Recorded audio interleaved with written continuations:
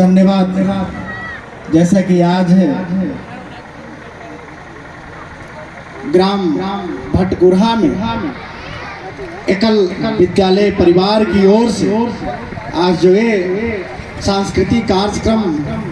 का आगाज किया गया है, इस आगाज में इन्होंने हमारे जैसे लोगों को बुला कर इस मंच पर बोलने का जो मौका दिया है, तो सबसे पहले एकल विद्यालय शिक्षक हमारे साथी श्री रूपेश सर जी को बहुत बहुत धन्यवाद देना चाहूँगा कि आपने मुझे बुला करके और गौरवान्वित महसूस करवाने का काम किया है। साथ ही साथ इस मंच को खूबसूरती से सफल मंच संचालन कर रहे हमारे युवा साथी श्री दीपू कुमार जी को भी बहुत बहुत आभार व्यक्त करते हैं। साथ ही साथ एकल विद्यालय परिवार के जितने भी शिक्षक हो या शिक्षिका हो, सभी को इस मंच के माध्यम से उन तमाम लोगों को हार्दिक अभिनंदन, हार्दिक बधाई एवं साधुवाद व्यक्त करना चाहूँगा कि आपके सहयोग से, आपके प्रयास से इस सुदूर इलाके में एक शिक्षा का आप घर घर में दीपक जलाने का जो प्रयास कर रहे हैं, ये बहुत काबिले तारीफ है। आप इस कदम पर, इस रास्ते पर कदम रखे हैं जो आपको ऊंचाई तक ले जाने का काम करेंगे। साथ ही साथ जो मैं देख रहा हूँ दूर दूर तक जो दिखाई दे रही है, मुझे काफी संख्या में यहाँ उपस्थित है माताएं एवं बहनें से मैं आग्रह करना चाहूँगा कि आप जिस गांव में हैं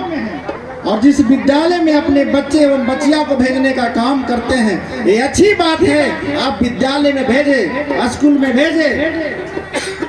लेकिन उससे पहले आप अपने माता पिता,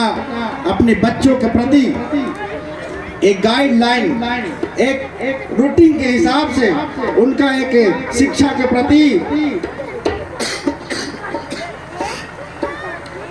पहल करने का काम करेंगे, तभी हम समझेंगे कि आप सही में अपने बाल बच्चों के प्रति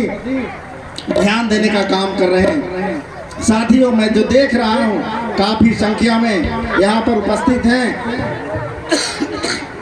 युवा भाई। हम जानते हैं कि जिस घर में, जिस समाज में, जिस राज्य में सबसे ज्यादा युवाओं की संख्या होती है, और युवा होने के नाते मैं भी आप तमाम लोगों से कहना चाहूँगा कि युवा एक ऐसी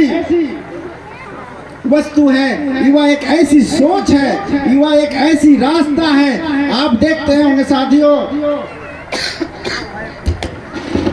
युवा और हवा, मैं दोनों का एक रुख अगर किसी दिशा में चलने का काम करता है साथियों, युवा और हवा को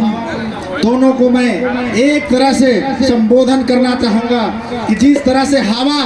अपनी जिस दिशा में चलने का काम करता है, चाहे वो पूर्वैया हवा हो, पछिया हवा हो, या दक्षिणावा हवा हो, या उत्तरैया हवा हो, जब चलती है तो अपना रास्ता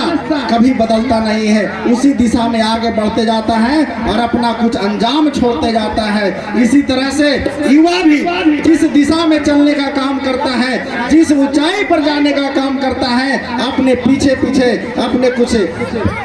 चिन्हानी को छोड़ने का काम करता है। तो मैं युवाओं से कहना चाहूँगा कि अपनी ताकत को समझने का काम करें, अपने अंदर जो हुनर है उसको दिखाने का काम करें, आपके अंदर जो जुनून है, जो हौसला है, उसको अपने घर में, उसके परिवार में, समाज में और देश में दिखाने का काम करें। साथियों, इस विद्यालय में जितने भी पढ़ने वाले बच्चे एवं बच्चियाँ हैं, मैं उन तमाम लोगों से कहना चाहूँगा कि शिक्षा एक ऐसी चाबी है, शिक्षा एक ऐसी कुंजी है कि देश के समस्त बंद दरवाजों को खोल सकती है। साथियों, इसलिए आप तमाम लोग शिक्षा के प्रति अग्रसर होकर के पढ़ने का काम करें। शिक्षा एक ऐसी खुशबू है, शिक्षा एक ऐसी फूल रूपी वस्तु है जो जहाँ भी रहता है वहां से अपने देश और दुनिया में सुगंध फैलाने का काम करता है। साथियों, इसलिए आप तमाम लोग शिक्षा के प्रति सजग होकर के और अपने रास्ते पर चलने का काम करें। इसलिए मैं तमाम लोगों से आप आग्रह करना चाहूँगा, शिक्षा ही शिक्षा सिर्फ नौकरी के लिए ही नहीं पढ़ा जाता है कि हम शिक्षा अच्छा लेकर के हम एक बड़ा बढ़िया नौकरी कर सके। शिक्षा एक ऐसी